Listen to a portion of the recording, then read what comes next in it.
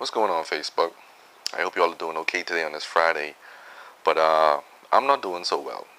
I'm not doing so well because I'm looking at the reports now for this 108th murder, and it's only September 18th. I look back at some of these things that are so gruesome, that are so heinous, and I recognize that this is not a political problem. Okay, this is not a problem that one person can solve.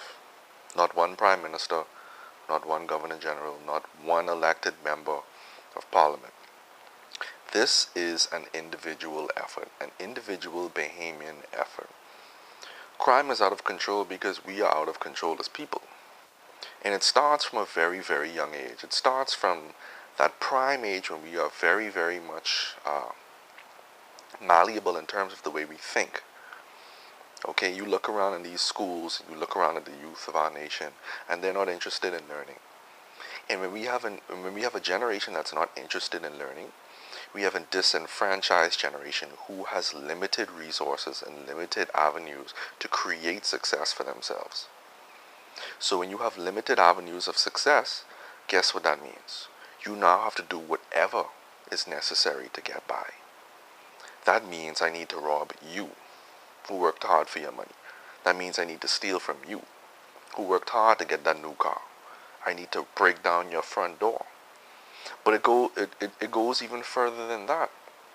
Because on top of being disenfranchised through the educational system, we now have a bunch of frustrated individuals who are coming from broken homes, who don't have proper mentoring, who don't have proper brought-up-see, like we like to say. And now these individuals don't even know how to socialize and communicate properly with friends and other people in society. So what happens now is we have individuals with no other avenues out, how to get out of the system, and they're angry, they're upset, they're tired of being hungry. These are the individuals that are perpetrating crime. And see, if we don't do our parts, as Bahamian citizens, this problem will never go away. It will never go away. I don't care what kind of plan you bring to the table, you have to actually spark change on the individual level. That is why I take so much pride in what I do here as a therapist, because I know I am able to connect with people. And there may be people in your neighborhoods, there may be people in your family, young people, who you can reach out to as well. And don't think for a minute that just because they're smiling, just because they're in school, just because their parents has a certain last name, don't think for a second that they may not have anything you can't help them out with. That's just how we allow our children to slip through the cracks. See, Bahamians are hurting. And Bahamians are tired of hurting.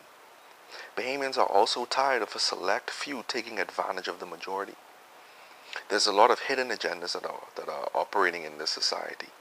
And I hate to say it, but nothing has changed since the days of Blackbeard.